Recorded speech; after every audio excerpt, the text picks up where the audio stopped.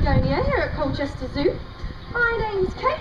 Joining me up here on the beach, we have two very beautiful young ladies. So to my left-hand side we have Winnipeg, and to my right-hand side we have Milan. So we'll get a lovely wave hello from both of our girls.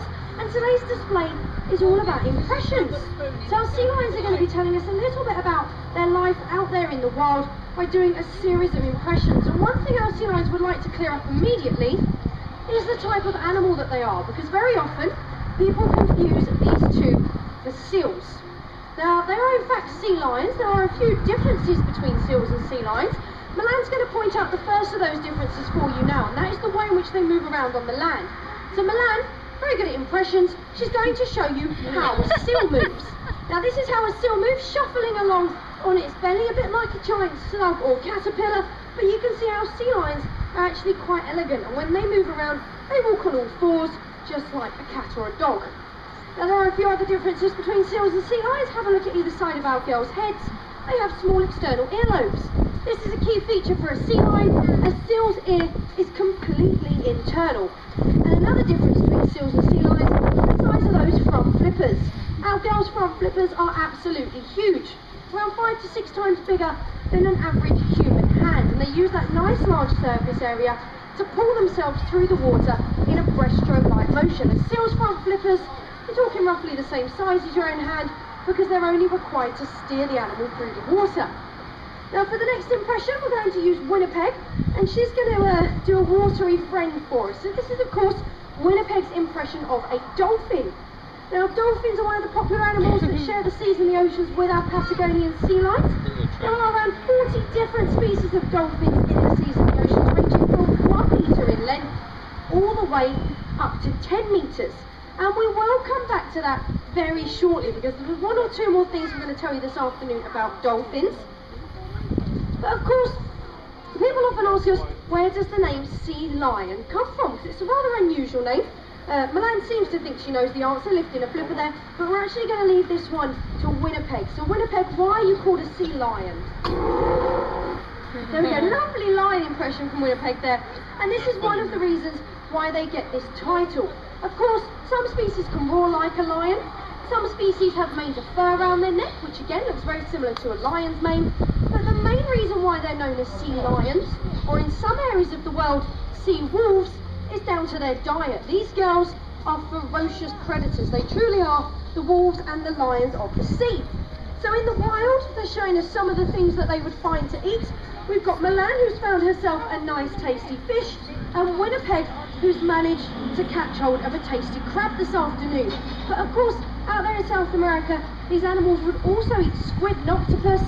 They would eat larger marine animals such as the Humboldt penguins that you may have seen at the zoo, perhaps even pelicans, even other marine mammals such as seals and their pups.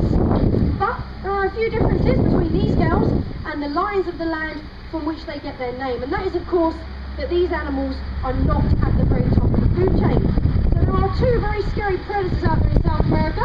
The first of those two predators, Milan, is going to impersonate for us. Now this, as I say, big scary predator, and I'm sure straight away you know the animal that she's impersonating, and it is of course the great white shark.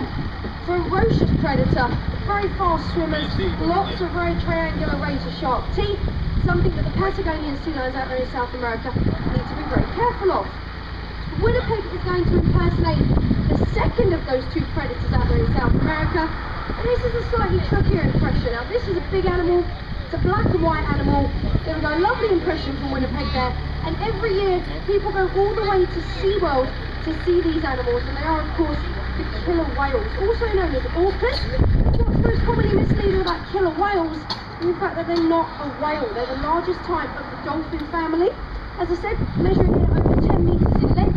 There was some confusion in translation in the name, because these animals are not killer whales, they're in fact whale killers. And out there in South America, they would not only eat the Patagonian sea lions such as Winnipeg and Milan, but they will also eat the larger marine whales as well. So what our girls are going to demonstrate to you now is one of the ways that they can avoid those predators out there in South America. Now, this is going back to the dolphin impression. It's a lovely behaviour known as porpoising, and in the wild, the sea lions would use this behaviour to confuse and throw any predator off of their trail. You'll notice that they jump in and out of the water. They're capable of making quite sudden twists and turns and unpredictable changes of direction. As they make these twists and turns, they leave behind them a trail of bubbles and splashes, which will hopefully confuse that predator so that it loses track of them, gives up, and goes to look elsewhere for an easier meal. Now here at Colchester Zoo, we are training our sea lions to porpoise in sync. So you will notice there that our sea lions were perfectly in time. They're leaving the water at the same time, facing the same direction. So this shows that not only can our sea lions learn behaviours and work as individuals, but they're also very good at working as pairs and also in large groups as well.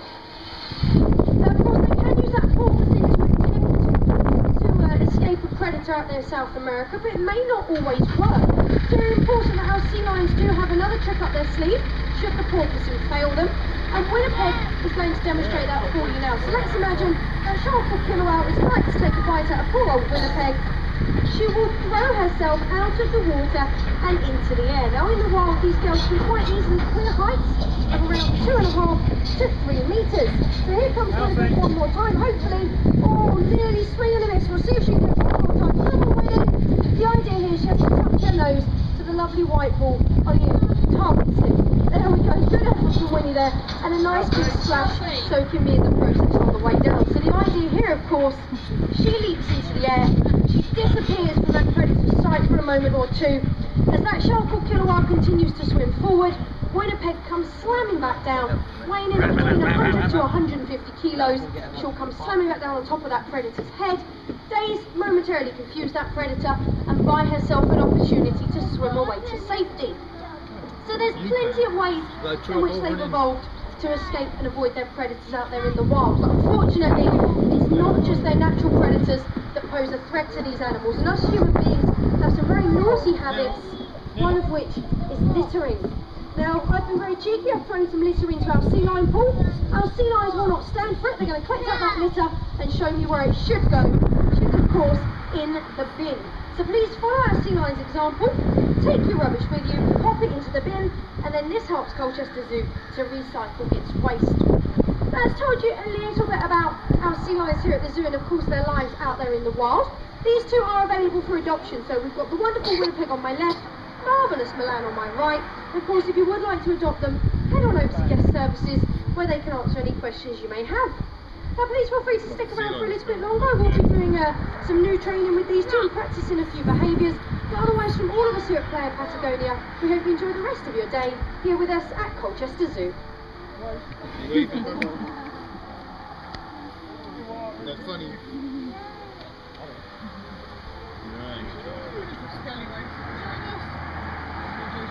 When you go to the jungle, man, he's water jungle. Oh, well, let's do a petty.